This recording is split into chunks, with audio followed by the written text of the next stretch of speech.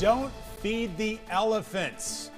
It's more than just a saying, it's a metaphor. It's a book now that addresses what a lot of us do wrong when it comes to talking about those big issues that nobody wants to talk about. It's a brand new book, launches tomorrow by a local author. Her name is Sarah Noll Wilson, and we're so grateful to have her on the program this afternoon. Yeah. Talk about where the idea for making this connection came from. Why it makes you a person who wants to talk about things nobody else wants to talk about? Because I've spent my whole life avoiding things that I needed to talk about. Yeah. You know, in full transparency. I mean, I very much, through most of my adult life, especially growing up in the Midwest, there's people pleaser. It's the Midwest nice, right? Yeah. Which I lovingly call violent politeness.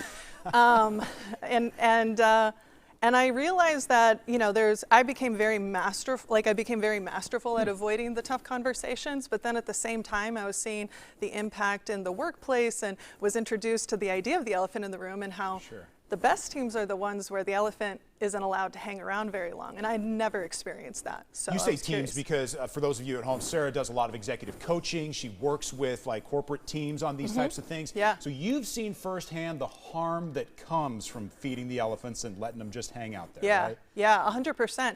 And I mean, and whether that is a decrease in trust, right, which then has a ripple effect for our innovation, our ability to collaborate, but there's also can be real harm to the person. If you are working in an environment that's toxic and we aren't maybe even safe enough to bring up the elephants, that can have real psychological harm on people as well. And so it's got to be up to the leader, the person at the top, to make that a safe place to talk about these things, right? I mean, ultimately, they have probably the most power and authority to set the tone, right? So there's a huge responsibility and an ownership on their part to do that. And a lot of times we think we create a safe space, but the question I always have people think about is I don't want you to assume you create a safe space. I want you to reflect on what are the ways in which you might not be. Right? What are the things you might be doing that might be contributing to creating a space where people can't speak up, where they can't, we can't disagree effectively, where I can't ask questions, because unfortunately that's usually the case more than not. All right, we're going to get, in just a second, I want to talk about how to know if you're the person feeding the elephants. First, let's talk about different types of them. Yeah, so different types of elephants, so it's very technical, right? But because the whole idea is that this idea of the elephant in the room is sometimes it's used to blame, like, oh, we've got an elephant in the room, Dan's the elephant in the room. Guilty, usually? Yeah, I can see that. But laughing. But I like that over there. But to recognize that, like, when we're just focused on blaming, right, which we would call that a blame event, we're not taking time to reflect on, well, what was it about the situation that's so triggering to me, and also like to get curious about why don't I feel safe or what's holding me back from having that conversation. So sometimes to make a really difficult topic a little bit easier to digest, I think it's fun to just approach it a little bit lightly, right? In a lighthearted way that's not lightweight.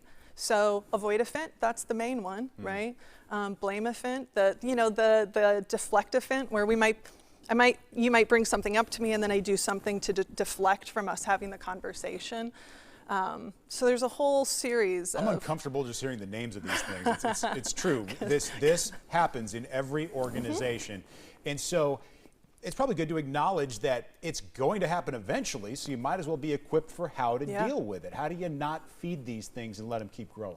Yeah, and to understand, especially in relationships, is that regrettable events are inevitable. It's not if, it's when, right? And that erosion can happen over time, and so how can we build up the skill set and the muscle to be able to say, hey, I don't know, Dan, what your intention was back there, but I want to share with you the impact. And then the flip side is you have to build the muscle and be willing to receive it, right? Like I can be as skilled as I can be in delivering it, but if you aren't able to receive it effectively, then we're not going to be able to move forward together. I got to believe that there are applications for, I'm just thinking about my kids, right? Are there applications for families in this? 100%. Yeah. I mean, relationships are relationships.